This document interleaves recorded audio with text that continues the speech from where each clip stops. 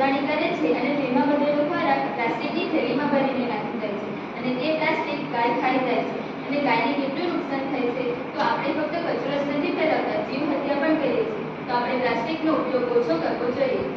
આપણે જ્યારે ખરીદી કરવા માટે જઈએ છીએ ત્યારે આપણી સાથે ફોન